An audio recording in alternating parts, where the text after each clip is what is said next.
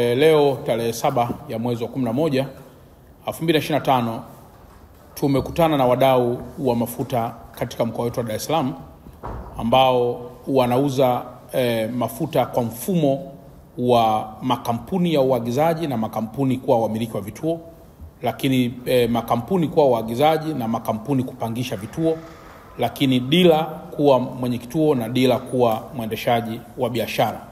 Kwa tumekutana pia na makundi ya aina hiyo kama makundi ya aina tatu.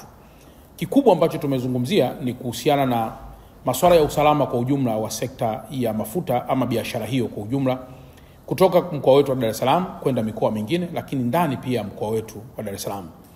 Kikubwa tumewaashua kwamba serikali iko bega kwa bega na wao katika nyakati hizi zote kuhakikisha kwamba tuna provide ulinzi wa kutosha katika mazingira yao ili biashara hizo ziendelee kuwa salama nyakati zote. Lakini pamoja na hayo kumekuwa pia kuna role yao kubwa ni kuhakikisha na wao wanakuwa pia na elimu kubwa ya uuzaji wa biashara hiyo, na hasa kupitia uuzaji wa mifumo ya vidumu vya mafuta. Mnafahamu kwamba kuna wenzetu ambao wanafanya kazi kwenye boats za uvuvi. Boats hizi haziwezi kufika kwenye kituo cha mafuta. Mnafahamu kwamba pia kuna minara ya simu inahitaji pia mafuta na minara hiyo haiwezi kwenda kwenye kituo cha mafuta.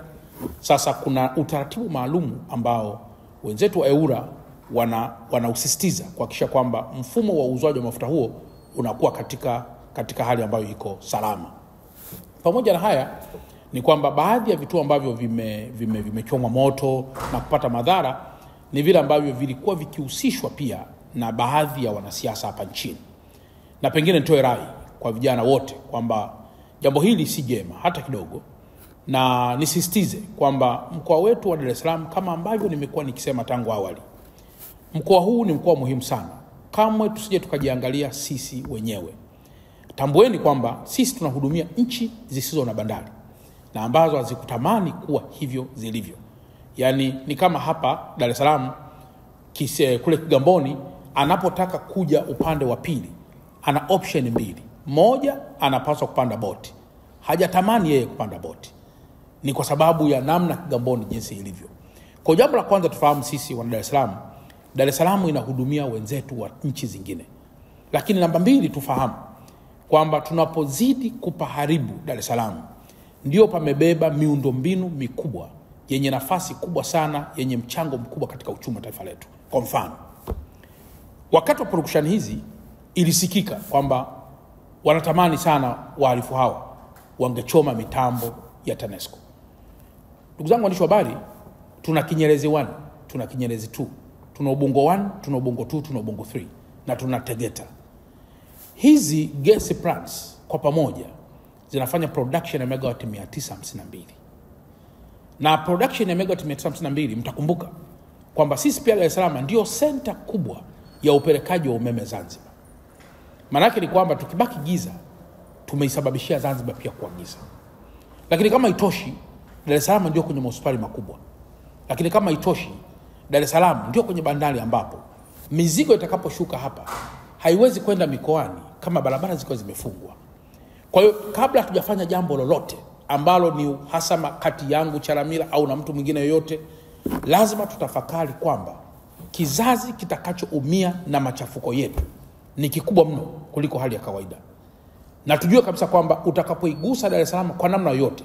Leo Dar es Salaam tuna vituo zaidi ya 476. Vituo tu vya mafuta 476. Katika kila kituo kimoja, imagine kwamba kina watumishi 10. Chukua 10 mara 476. Unapata vijana wangapi walioajiriwa kwenye vituo hivyo? Na ambavyo kwa mfano vituo vya mafuta vilivyounguzwa, let's say vya Lake Oil, unadhani watumishi wangapi, vijana wenzetu na kina mama wenzetu wanaolisha familia zao kwa kutumia vituo hivyo, leo watakuwa wamekosa ajira? Kwa hiyo kwenye kila maamuzi tunayotaka kuyafanya, lazima pia tufahamu kwamba Dar es Salaam ni kitovu kikubwa sana cha masuala mengi. Na Mheshimiwa Mkuu wa Mkoa, wakati tunaongelea kuhusiana na mali vituo kuchoma moto, tungependa kupata labda taarifa kutoka kwako kama kiongozi wa mkoa huu. Labda mpaka sasa idadi ya vifo kwa wakazi wa Dar es Salaam kutokana na maandamano haya, serikali na mpango gani kuhusiana na waliofariki? Kumekuwa pia kuna taarifa za watu kushikiliwa vituoni, kama mna idadi yao. Familia pia ambazo watu wamekuwa wakipost kwenye mitandao hawaoni ndugu zao pia hao mnawasaidiaje kuweza kupata hizo taarifa? Lakini pia je, ni kweli kuna watu wananyimwa miili kwenda kuzika ili kuondokana hizo taarifa ambazo wanasema potofu? Tungependa kupata taarifa direct kutoka kwako. Katika hali ya kulinda mkoa ni vigumu sana na kwa haraka kuwa na package ya taarifa zinazoulizwa na mwenzetu. Ni vigumu sana na kwa haraka sana kuwa na package ya vitu vyote vinavyoulizwa na mtu wetu. Tuendelee kuwa na ustahimilivu mpaka hapo tutakapopata taarifa kamili zilizokamilika kuliko taarifa za upotoshwaji. Lakini mheshimiwa, tunaongelea mali, lakini ukiangalia watu wengi wanaongelea kuhusiana na uhai na vifo. Sasa vipi kwa wale wasio na ndugu zao pia? Hata kama idadi ya vifo hatuna, basi wale wasio na ndugu zao, labda watu ambao kwenye vituo vya polisi, kwa sababu tuna imani pia wanakuwa wamesajiliwa, hata hizo pia. Jeshi la polisi, na hili la watu kunyimwa miili. Jeshi la polisi linaendelea na masuala ya kuhakikisha mkoa wetu unakuwa na amani. Pamoja na hayo, jeshi la polisi linaendelea na masuala ya kiuchunguzi kuhakikisha yule aliyehusika anakamatwa.